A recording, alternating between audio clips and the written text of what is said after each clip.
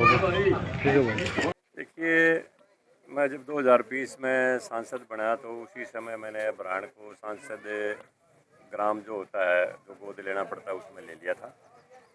उसके बाद से जब भी जितनी भी गांव की हमारे पास डिमांड गई, चाहे चौपालों की गई, चाहे गलियों की गई, चाहे वो सभी काम हमने अब 1 करोड़ के लगभग इनका फिरनी का पास हो गया है। टेंडर होने वाला है, 15 तारीख को टेंडर हो जाएगा दिसंबर को।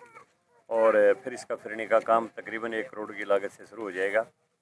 22 लाख रुपए की उससे कुम्हार चौपाल का निर्माणाधीन है, कार्य बनने लग रही है। और एक अपना कौन सी थी चौपाल, लेखराम चौपाल के 21 लाख रुपए उसके हमने उसके मंजूर कर दिए हैं। और एक कम्युनिटी सेंटर की और एक पार्क की 4 द्वारी की गांव ने डिमांड की है। उसका मुख्यमंत्री जी से मैं 3 दिन पहले ही मिले थे। हम हरियाणा भवन में सारे बुलवाए थे मुख्यमंत्री जी ने। तो मुख्यमंत्री जी ने समय दे दिया है। मैम का डेट निश्चित नहीं हुई है, लेकिन समय उन्होंने कह दिया कि मैं दूंगा।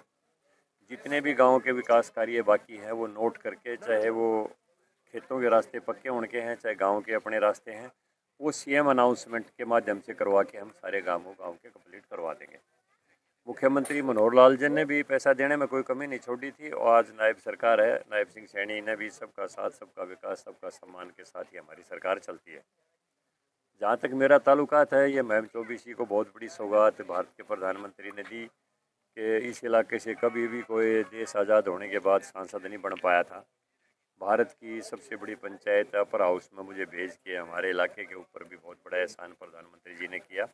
और हमारे ऊपर तो है ही है। तो पूरी पार्टी जो है, पूरी सरकार जो है, सबका साथ, सबका विकास, सबका सम्मान, सबका विश्वास और सबके प्रयास के मंत्र के साथ चल रही है। मैं अभी जिक्र कर रहा था, यहाँ 152 हमारी एक बहुत बड़ी जीवन रेखा बन गई। इतनी सुविधा होगी हमें चंडीगढ़ जाने में, उधर जयपुर जाने में। इसी तरह किसानों के खाते में लगातार किसान सम्मान निधि के पैसे आते हैं। आयुष्मान भारत कार्ड बन गए हैं। उज्ज्वला योजना के तहत गरीबों को सिलेंडर दे दिए गए हैं। यानी चाहे स्वास्थ्य का मामला हो, चाहे वो शिक्षा का मामला हो। अब मैंने कल ही मुख्यमंत्री को लिख के दिया है कि 20 किलोमीटर में सरकार की पॉलिसी है महिला कॉलेज की। मैम में महिला कॉलेज के लिए भी हमने लिख के दिया है। और अपना मैम का जो सिविल हॉस्पिटल है उसकी भी कैपेसिटी बढ़ाने के लिए और नई बिल्डिंग के लिए मैंने मुख्यमंत्री को और साथ ही साथ नए बस स्टैंड के निर्माण के लिए भी मुख्यमंत्री जी को हमने लिख के दिया है। जल्द ही उनका महम में प्रोग्राम आएगा तो सीएम अनाउंसमेंट के माध्यम से हल्के के जितने विकास कार्य उधर है सबको हम करवाएंगे। तो मेरा तो यही कहना है कि किसी प्रकार के भ्रम में ना हो, किसी की बहकावी नाम ना हो। भाजपा जो सरकार है, चाहे हरियाणा की है चाहे केंद्र की, वो सबका साथ, सबका विकास, देश के लिए सबसे प्रगतिशील सरकारें हैं। उनके साथ चल के अपने हल्के का विकास करवाओ। पिछले दिनों से हो रहा है और मुआवजा काफ़ी जगह तो दे भी दिया है सरकार ने। और जहाँ जहाँ की रिपोर्ट सर्वे की चली गई है वहाँ दे रहे हैं। और देखो, बहुत बड़ी एक योजना जो है ना, फसल बीमा योजना सरकार ने चालू की थी। अगर हमारे किसान भाई उसमें छोटी सी मामूली सी किस्त कटती है और उससे मुआवजा राशि बहुत ज़्यादा मिल जाती है, तो सरकार तो मदद कर रही है। मैं तो किसान भाइयों से ये भी कहूँगा कि आगे भी जो है सरकार ने योजना बनाई है। आदमी अपने जीवन का भी बीमा करवाता है तो फसल भी अपना जीवन है, उसका भी बीमा करवाएं।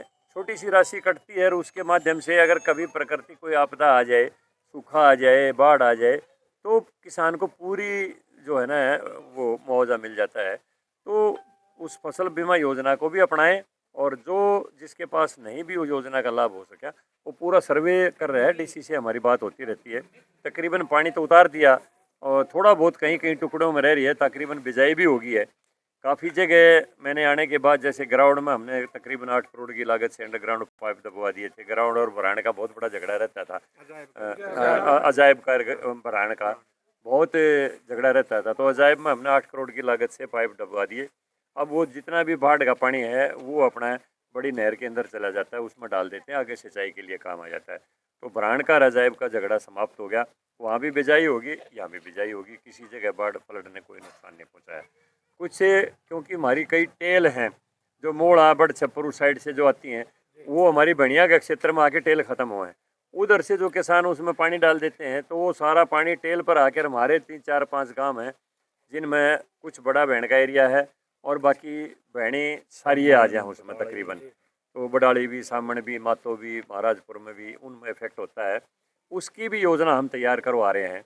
अब पानी उतर गया है और वो आगे से उस माइनर का कमांड एरिया बढ़वाया जाए कहाँ कहाँ, और आगे अगर पानी आता है तो फिर किस बदरों में किस उसमें डलवाए, कैसे कैपेसिटी, वो पूरा अधिकारी नक्शा तैयार करने लग रहे हैं। और फ्लड कंट्रोल की जब भी बैठक होगी उसमें पास करवा कर आगे के लिए किसान को इस तरह की आपदा में कोई नुकसान ना उठाना पड़े, हम उसका परमानेंट इंतजाम कर देंगे।